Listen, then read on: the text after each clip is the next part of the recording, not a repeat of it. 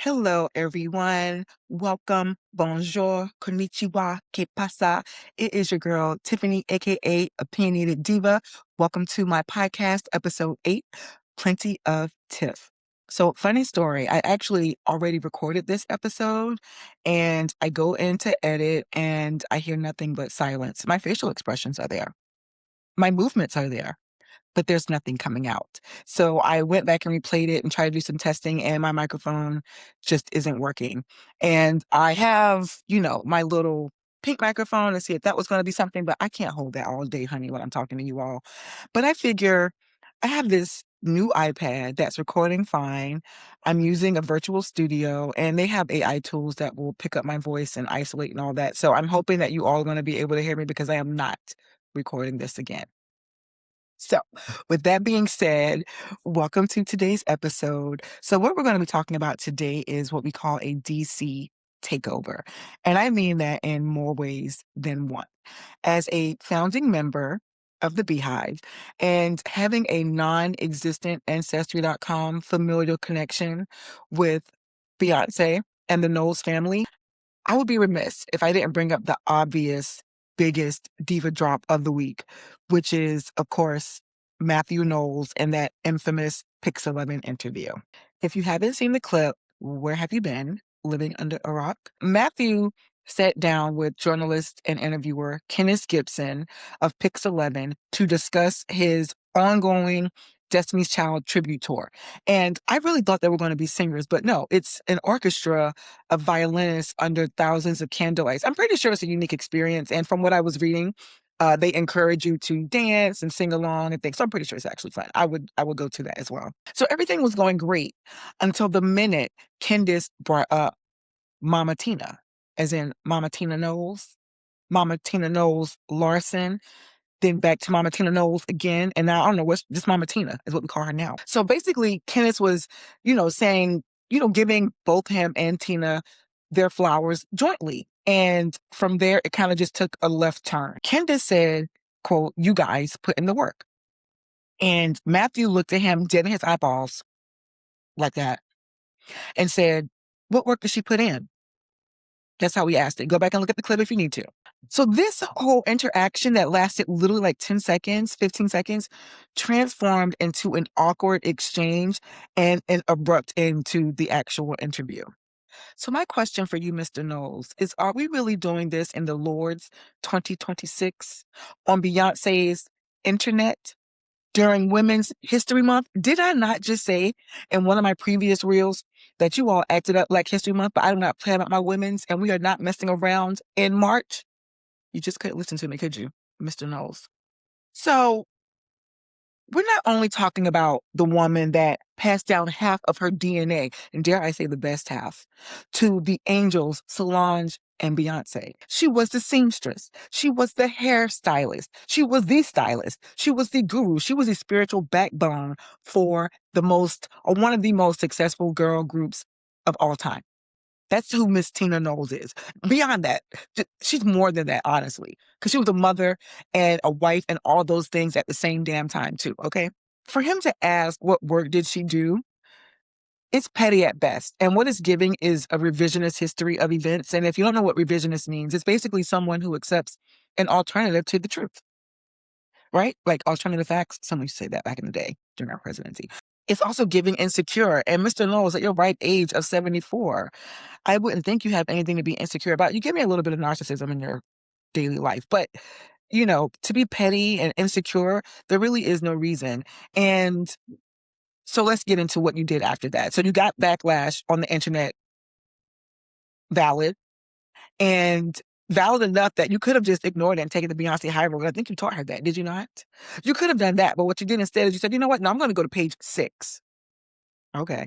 Went to page 6, did another interview and explained the context of what was happening. And me and context have a love-hate relationship because, okay, he says he was just asking for clarity on the interview and it was misrepresented the whole conversation. My thing is, if you are the one that has this personal, deep relationship with Miss Tina, even if you all aren't together anymore, why would you ask a stranger that question to answer to you when you are the one who has the key to understand what they're asking.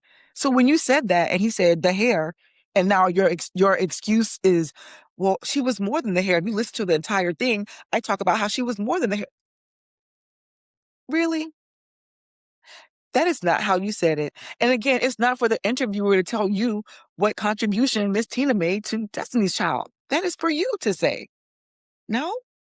Am I missing something? So, Mr. Knowles, you've been in this game over 30 years. So you understand more than anyone else how sound bites work. You literally are a professor. You are the executive in residence professor at Prairie View A&M, where you're teaching media innovation, right? You are a visiting professor at the London College of Contemporary Music. You are a public speaker. And again, you are the ex-manager of not only one of the best girl groups in the world, you had some other notable artists on your roster as well. You would think you would know how this works. And so for this misunderstanding, whatever this was, you could have definitely controlled that and it wouldn't have ended the way it ended unless you knew what you were doing and were trying to get exactly what you're getting, which is more attention to your DC Trippy concert. I don't know. Maybe it's a method to your madness. But when you sit there in your page 6 interview and say, look at the entire conversation, it was misrepresented. I'm not looking at 40 minutes of you talking. I'm not doing that. The mention of her name alone in any kind of conversation that's media outlet reporting, you should have your automatic hat on, no matter what they're asking about, to say, Miss Tina Knowles, my ex-wife. Not even my ex-wife. You don't even say that. Your former wife, right? That's what you said. She's not my ex. That's negative. She's my former. Honey, cheating on her was negative too, but you ended up doing that. So whatever. Don't tell me what's negative and what's not negative. Save it. But with that being said, no matter what someone asks you, even if it's out of the context of what you're talking about and therefore, which is your DC tribute concert, you should always automatically say, my former wife Tina is very integral in the creation and development and sustainability of Destiny's Child, and I will always give her her fun. Just say it every time, no matter what the question. Is the sky blue where Miss Tina's at? Tina's my former wife, and she was the best thing that ever happened to Destiny's Child. Every time somebody asks you anything about Miss Tina, that should be your answer, and not asking a question back with a question, especially one like that. That was so petty to ask. If you thought Kenda's line of questioning was out of line, again, you are a pro at this. Pivot the conversation back to what you want. You made it awkward by saying, well, what did she do? And you knew exactly how he was going to take that and how the audience was going to take that. You knew that, and you knew it was going to be a soundbite. You knew that. So now it's leading me to believe that this is what you wanted all along. Here's the thing, in general, the clip is the context, okay? If you say something shady in 15 seconds out of the 40 minutes that you were talking, it's not going to make it Always Sunny in Philadelphia when we get the full context. And for those of you who don't know, It's Always Sunny in Philadelphia. For my Gen Z and Gen Alphas, that is a sitcom reference to It's Always Sunny in Philadelphia. If you want something to binge, highly recommend. But to be fair, we don't need the whole interview to understand the tone. Your tone and your inflection and your body language and all of that was doing what it does. We heard you loud and clear. It was sharp. It was dismissive, and it was unnecessary. And now you're talking about evaluating your legal options and legal remedies. For what? For what, Mathew? Mr. Knowles, for why?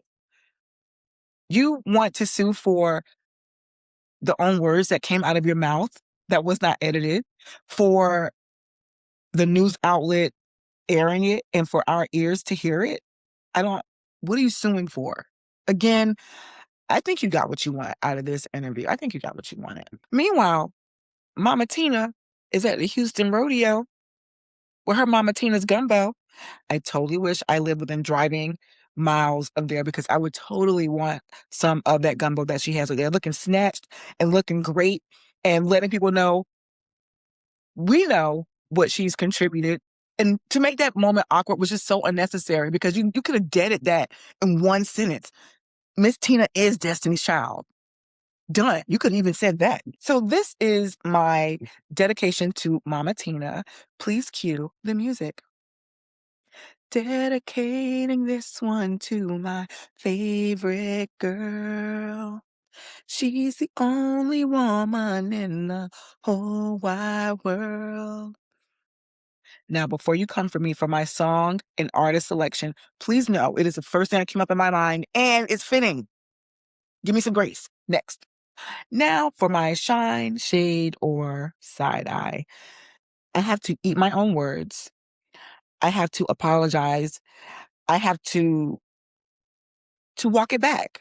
And I'm a Taurus, so this is very hard for me. There's a lump in my throat as I swallow. But I said in my last reel that I was not going to talk about this woman anymore because I've already said my prayers and for her to get help and to release all of the people that are around her. If you're not familiar, I'm talking about Britney Spears. And TMZ dropped the news this week that she got arrested, I think on Wednesday of this past week in Ventura County for suspicion of DUI, driving under the influence. But this isn't really why I'm bringing her up again, because I talked about her last week and I talked about her on my reel. So I wasn't going to bring her up again. But when I saw the TMZ article that said that she, in the weeks leading up to this arrest, fired her sobriety coaches and security, I said, who? Call me Owl. Who? Miss Ma'am had sobriety coaches this whole time? This whole time? So who was letting her get in front of the cameras when she was dancing naked? Or when she's taking a trip to Mexico and dancing crazy at these bars and on the beaches where I might just say the Mayan ancestry are not amused? Who's with her when she's doing all of this? Where are these sobriety coaches at? Please show yourself. I would like to see you. I really would. I would have fired you too, but I would have fired you a long time ago. So let's be honest here. I was not part of the Free Britney movement. I'm not part of the Britney Spears army. However, I did understand that the conservatorship for her was like shackles and chains, I'm assuming, right? Like she just had no control over her life as a grown woman. I was not convinced then, and I'm not now, that it should have ever been completely done. Not saying that it should have been her father. It should have been someone. So free Britney. Look what happened. You freed her. Now what? Now are y'all quiet? You freed her, right? To be free as a bird. Now she's a jailbird. She's just in a different kind of prison. You know what I mean? So the reports say this also led up to after she sold her rights to her music and that she had just came back from a trip to Mexico. She started firing people who were trying to keep her on track. Again, how? How? Now sources say she just dances naked all day and talks to herself. I want to say I read in the report too that she may have had some pills or some other substance in the car with her that may lead to jail time. I don't know. I don't know. I hate this for her. This is what it really boils down to. I think Britney is in a perpetual independence trap. So when she was in this conservatorship, it was like she was under this thumb, like under control, and she couldn't do things for herself. But she's still in that same thing. So she feels like anybody who's trying to help her, I'm assuming, I'm not a psychiatrist or psychologist, I'm assuming she's thinking that anybody that's trying to help her is trying to control her. When that's not the case. But again, honey, y'all have no control or zero.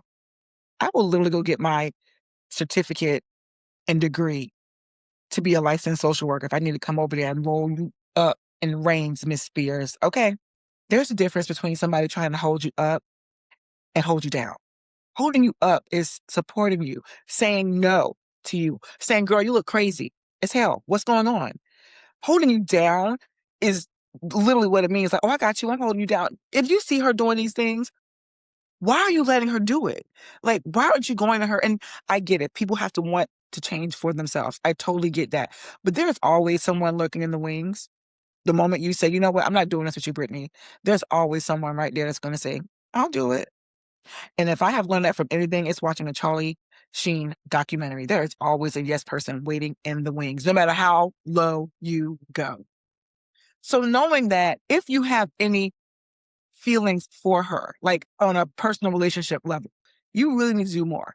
I'm just being honest. Like, it's clear she's not taking care of herself. Like, I mean, and she's not young. Brittany, you look good for your age, girl, but honey, me and you, we right up in there in the same age bracket. So like, you're grown. You know what's happening now, but you need help, and that's what I want for you. So like, Firing your coaches, honestly, honey, they were getting paid to do nothing. So I would have fired them too and free up some of that payroll to help you get some help. This is like a pattern. I feel like when it comes to fame and celebrity, it gives you enough resources, i.e., money, to do what you want and have yes people around you. And when you have that many yes people around you, you will end up in no man's land. And yes, that is a pun, well intended. So I think whoever management team or whoever released that statement said, they are restructuring her. Honey, she don't need restructuring. She needs rescuing. Rescue her before it's too late. And she's on the brink. I said in my last post that her behavior recently has been at least concerning and at most life-threatening. And I'm going to repeat that because that's exactly where we are only 7 days later. Literally where we are. So this is a side eye and shade to her sobriety coaches and security and anyone actually breathing air within her personal space vicinity who lets her continue with these shenanigans that are affecting her health and her relationships. And I know her son said they're going to go spend time with her. I wish it didn't have to be under these circumstances, right? So also more mess, because I just saw this on TMZ as well. Who knows who Piper Rockelle is? If you didn't see the Netflix documentary about Kidfluencing gone bad, this is who Piper Rockelle is. I'll just give you a little backstory.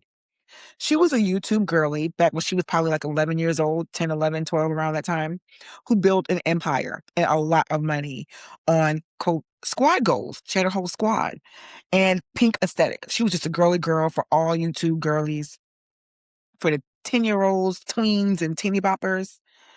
And over time, if you look at that documentary, it talked about how toxic that whole thing was. Well, now, because she's 18, she has OnlyFans. So she's grown now. So before you come to me with that, it's her body, it's her choice, save it. Unlike Mathew Knowles, there is some context to this, and I have it.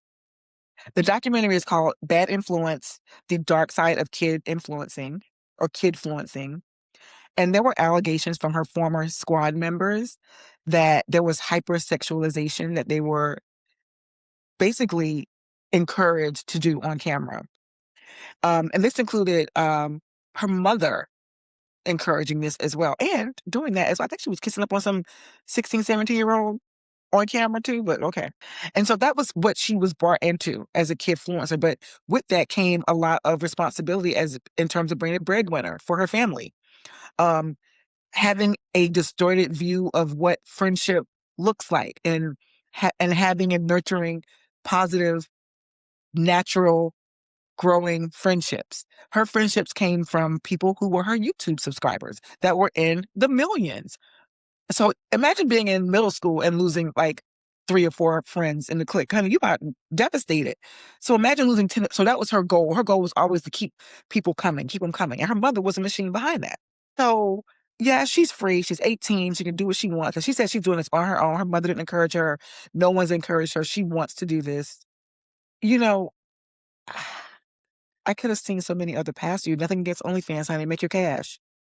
Girls, get that cash, right? Now, I feel like we just, in this situation, not everyone, because some kid YouTubers go on to be successful grown-ups and all that, which is great. Not saying she's not successful, but how do you measure success in her case, right? Because you take these kids, you strip them of this normal childhood that they would have had, and you put them in a content house, which is basically, honey, a factory, a content factory, because all they want you to do is just churn out content because the more content, the more viewers, the more monetary you get. So So then when this happens, it's like, are we really shocked? Because even before she turned 18, there was another intermediary platform that wasn't OnlyFans, but it was for, you couldn't be, I think 16 or something, you can get on that. So that's what she did in the meantime, before she could get on OnlyFans at 18. So now she's in, so the news actually wasn't even about the documentary. The news is that she is in a throuple, a 3-way relationship now with another OnlyFans girlie named Maddie and a streamer named Rockelle. They probably could be my children, so I have no idea who they are. But that's who she's in a relationship with right now. And I guess she's exploring her sexuality too. Again, even if you want to do that, do you need to do that in front of the camera for subscribers? Like, I just feel like her whole being is very distorted right now. And for no fault of her own, honey, you were raised that way. But I am blaming your mother. You. So, because where's she at? Where is she? So I would just say, in the age of digital content creation and how it's taking over, which is a good thing. We have to evolve with the times. But I feel like there is no one that can control these situations because everyone's in their own private place where they're doing these things. And so there's no authority figure to like be over these things. And the ones that are there, their eyes are green because they just want to see the money. And so is the entertainment industry failing us? I mean, again, she's 18. So she's grown. She knows what she's doing. But I just feel like at 18, but when you've already spent like 10 years, right? 8 to 10 years in a career that just exploited who you were anyway, and that your popularity and your worth was measured by how many subscribers you had or how many, you know, right? I mean, look at the documentary because it has some more stuff in there I will not mention on this episode, but it was her mom was doing some shady stuff to make some cash. So, Piper, I hope you find your peace. And I hope it's not behind the paywall. Your squad is gone. The pink filters are off. And the reality is looking real heavy, girl. So I don't know. Peace be unto you, girl. So I don't know what it is with reality TV, but since Tyra, girl, what have you done? Because now Amazing Race has entered the chat. Before I even talk about it, I'm genuinely confused. Like, what did reality TV ever do to you? Those of you who consciously applied, submitted to be on the reality show. Everyone appears to be acting as if the camera is a surprise and the way they're being portrayed is a surprise. So for Amazing Race, Jonathan and Anna Towns, who were on season 37 of Amazing Race, filed an $8 million defamation lawsuit against CBS and Paramount. Why? Because they claim that the show used a, quote, smear strategy to make Jonathan look like, and I'm quoting the actual lawsuit here, a morally depraved, brutal, and abusive spouse. Now, Jonathan has since been diagnosed with autism spectrum disorder, and the suit claims that the producers should have seen his meltdowns, quote, as a medical situation and given him support instead of, well, filming him, which is what they're paid to do. I don't really get that. So you want a producer to notice clinical signs of autism? Or even a meltdown. I mean, that is good TV, but you do know that, right? Okay. So this is my Shine Shader Side Eye segment. However, I want everybody to read the room here. You are on Amazing Race.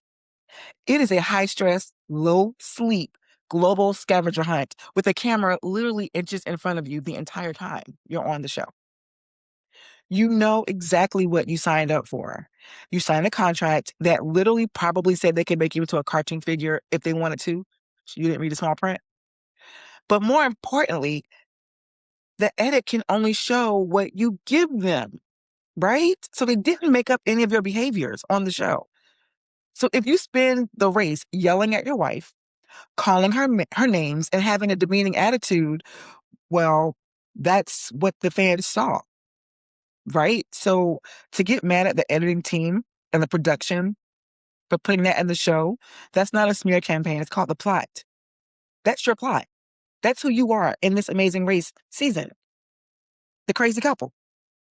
The dude that don't respect his wife. Right? Okay. I don't think people innately want fame. Some people do.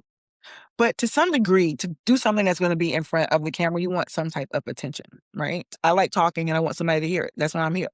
But when you go on a show like that, you not only want the attention, you want the money. They won third place. They won $10,000.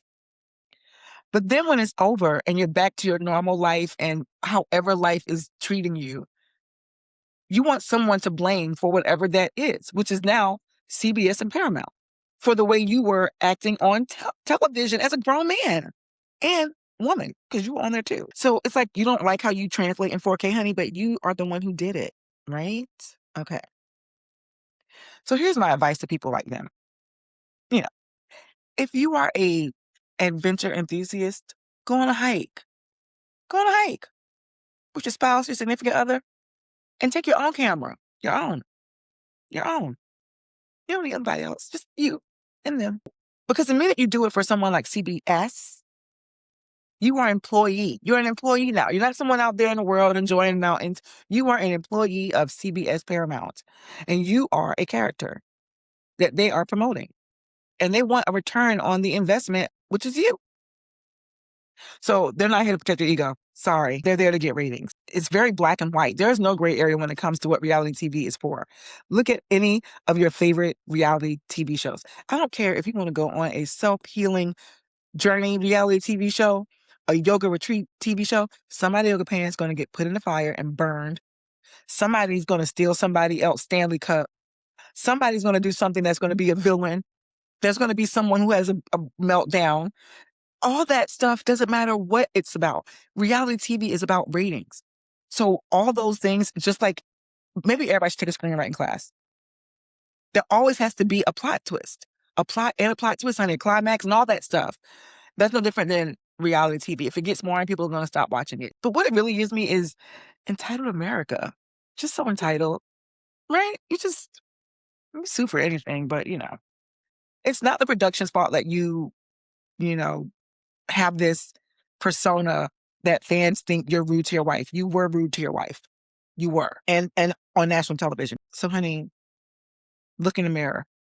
You can't sue the reflection that's looking back at you, honey, because that's who you really need to sue, that person. Is reality TV immoral for showing people at their worst? Or is it just the price of admission for wanting to be a reality star? Jonathan, I think you all said it, because when you all got on the show, again, part of the plot with you all is that you were previously separated before you came on to the show. So if this was a make or break, I have no idea why you thought going on a global scavenger hunt with your wife, and it's only you two, that you hardly can stand each other at home in the privacy of your own home, that you think it would be any better in front of cameras that the world is going to see. I'm at a loss. Maybe the race wasn't a problem to begin with, honey. So think about that.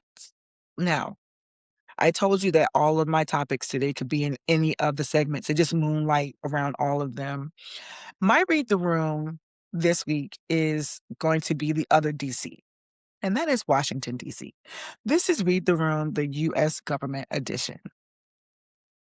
I want to talk about the demotion heard around the world. On March 5th, Kristi Noem, who was the Homeland Security Secretary, she was mid-speech at her conference. And during this whole thing, 47 was on Trump's social announcing that she had been replaced as Homeland Security Secretary.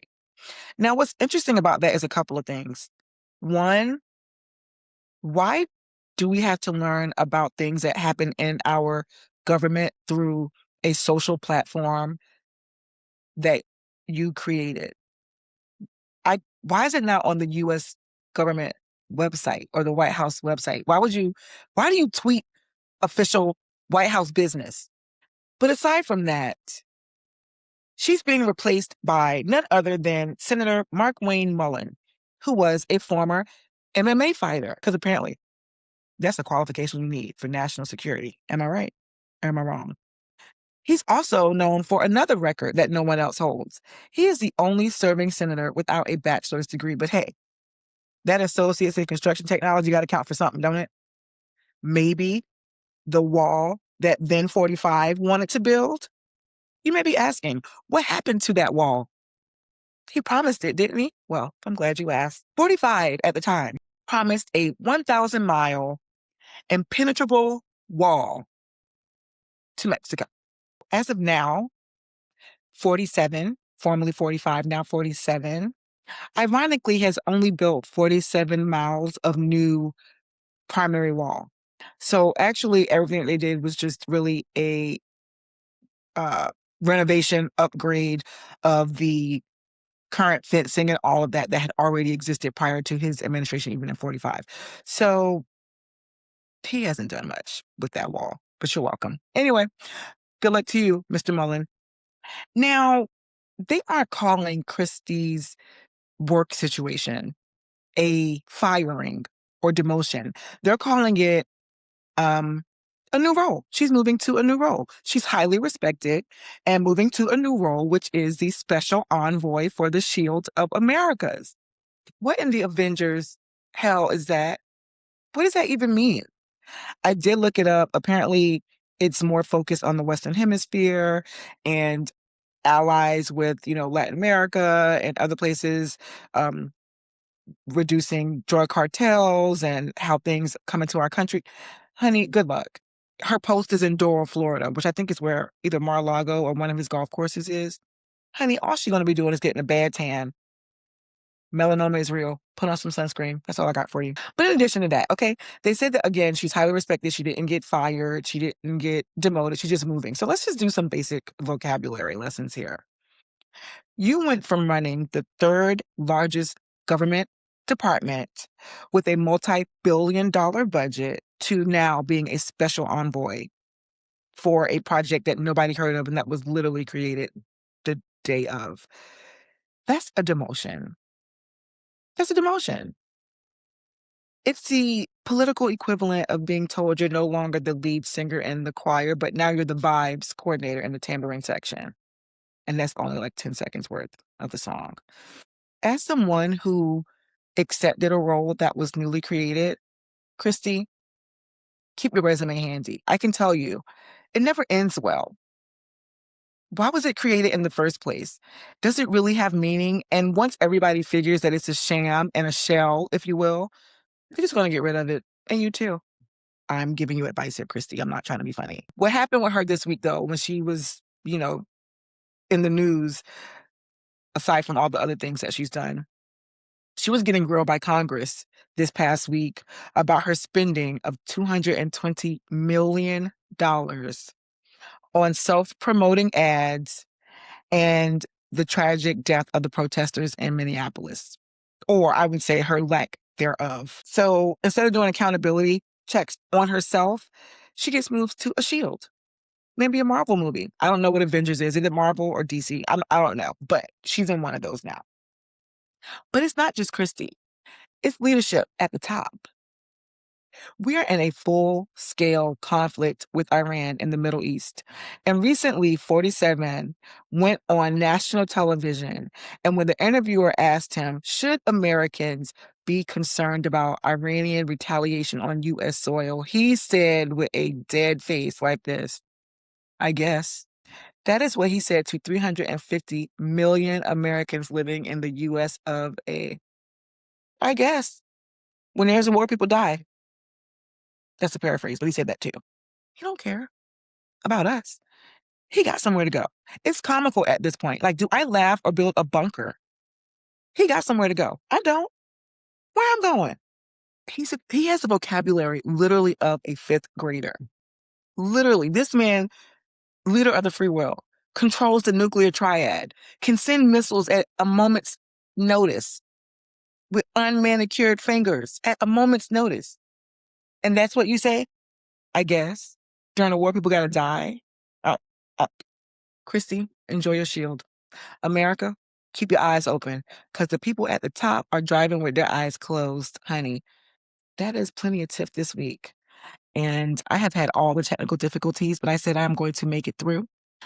I am your girl. I definitely want to talk about women's history this month. So if you have any women's history gems, or if you are a woman of history yourself or want to be one, please, please drop me a DM.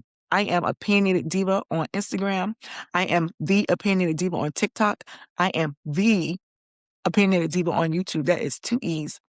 And I am Opinionated Diva on Spill. If you haven't been to Spill, it is a community that you want to join. I am still finding my way. I am always on the hunt for new friends. And I'm not the cool kid yet, but honey, I'm about to come to y'all table and get my snack box. Okay? Where my fruit juice at? So until next time, let me go try to do some editing and make this video look like something. Peace.